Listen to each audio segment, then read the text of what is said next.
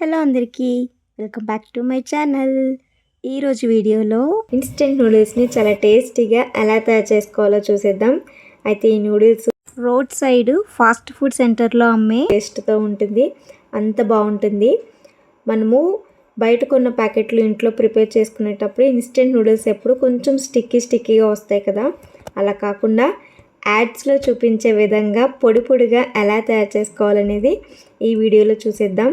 అలాగే దీంట్లో ఎటువంటి సాసులు ఉపయోగించిన అవసరం లేదు. వీడియోని ఎక్కడ స్కిప్ చేయకుండా పూర్తి వరకు చూడండి. చాలా సింపుల్ ప్రాసెస్లో ఉంటుంది, అలాగే టేస్టీగా కూడా ఉంటుంది. దీనికోసం ముందుగా ప్యాన్ పెట్టుకోండి. ప్యాన్ పెట్టుకున్న తర్వాత 200 ml వరకు నీళ్ళు పోసుకోండి. అంటే ½ లీటర్ గ్లాస్కి కొంచెం వెల్తుగా పోసుకోవాలి.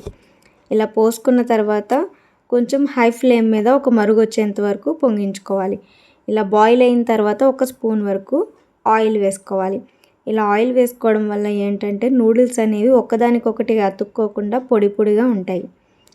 ఇప్పుడు నూడిల్స్ మసాలా పౌడర్ ప్యాకెట్ని ఇందులో వేసేసుకోవాలి. ఇలా వేసుకున్న తర్వాత మన నూడిల్స్ బ్లాక్ను వేసుకోవాలి.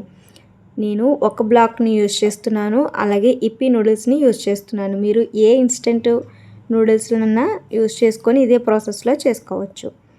ఇలా వేసుకున్న తర్వాత దీన్ని ఏమి డిస్టర్బ్ చేయకుండా 1 minute ఇలా కుక్ చేసుకోవాలి. 1 minute తర్వాత ఇలా కొంచెం సాఫ్ట్ అవుతుంది, అప్పుడు గరిటెతో ఇలా స్ప్రెడ్ చేసుకోవాలి. ఇలా స్ప్రెడ్ చేసుకొని మీడియం ఫ్లేమ్ మీద కుక్ చేసుకుంటే వాటర్ అన్నీ 3 minutesకి ఇంకిపోతాయి. ఇలా నీళ్ళంతా ఇంకిపోయేంత వరకు కుక్ చేసుకొని ఎక్కువగా గరిటెతో మిక్స్ చేయకూడదు. ఇక్కడ నేను వీడియోలో చూపిస్తున్నట్టు అటు ఇటు అంటే సరిపోతుంది. ఇప్పుడు స్టవ్ ఆఫ్ చేసేసి ఏదైనా ప్లేట్లోకి ఈ నూడిల్స్ని ట్రాన్స్ఫర్ చేసుకోవాలి. ఇలా ట్రాన్స్ఫర్ చేసుకున్న నూడిల్స్ని ఇలా కొంచెం ప్లేట్ అంతా స్ప్రెడ్ చేయాలి. ఇలా స్ప్రెడ్ చేయడం వల్ల తొందరగా చల్లారిపోతాయి. నూడిల్స్ అనేవి పూర్తిగా చల్లారేంత వరకు పక్కన పెట్టుకోవాలి. పూర్తిగా చల్లారిన తర్వాత మాత్రమే నూడిల్స్ చేసుకోవాలి. దీనివల్ల నూడిల్స్ అనేవి పొడి పొడిగా వస్తుంది. ఇప్పుడు నూడిల్స్ చల్లారిపోయిన తర్వాత సేమ్ అదే ప్యాన్ పెట్టుకొని 1 స్పూన్ వరకు ఆయిల్ వేసుకోండి. ఆయిల్ హీట్ అయిన తర్వాత 2 గుడ్లు వరకు బ్రేక్ చేసుకొని వేసుకోండి. అయితే ఒక బ్లాక్కి 2 గుడ్లు పడతాయి. ఒకవేళ 2 బ్లాక్లు చేసుకుంటే 4 గుడ్లు వేసుకోండి. అలా కాకుండా గుడ్లు తక్కువ యూజ్ చేసుకోవాలనుకునే వాళ్ళు 1 ఎగ్ వేసుకుంటే సరిపోతుంది. అయితే ఎగ్స్ బ్రేక్ చేసి వేసుకున్న తర్వాత అస్సలు డిస్టర్బ్ చేయకూడదు. ఇలా వెంటనే గరిటెతో కలిపేయడం వల్ల ఏంటంటే ఎగ్ అనేది చిన్ని పీసులుగా అయిపోతుంది. అలా కాకుండా మనకి ఇలా ఆమ్లెట్లా ఫామ్ అయిన తర్వాత అప్పుడు మనము చిన్న పీసెస్గా ఇక్కడ వీడియోలో చూపిస్తున్నట్లుగా బ్రేక్ చేసుకోవాలి. ఇలా బ్రేక్ చేసుకోవడం వల్ల ఏంటంటే మనకి బయట నూడిల్స్లో ఉండేటట్టు ఆ స్టైల్లో ఎగ్ పీసులు అనేవి పెద్దగా మనకి కనిపిస్తాయి. మనకి నచ్చిన స్టైల్లో ఇలా నచ్చిన సైజులో మనం ఇలా బ్రేక్ చేసుకుంటే ఈ విధంగా ఉంటాయి అన్నమాట. ఇలా ఫ్రై చేసుకున్న తర్వాత ఇలా బ్రేక్ చేసుకున్న తర్వాత ఒకసారి మిక్స్ చేసుకోండి. ఇప్పుడు చిటికెడు సాల్ట్ వేసుకోండి, అలాగే చిటికెడు పసుపు వేసుకోండి. ఇలా సాల్ట్ పసుపు వేసుకున్న తర్వాత మన స్పైస్కి తగ్గట్టు కారం వేసుకోవాలి.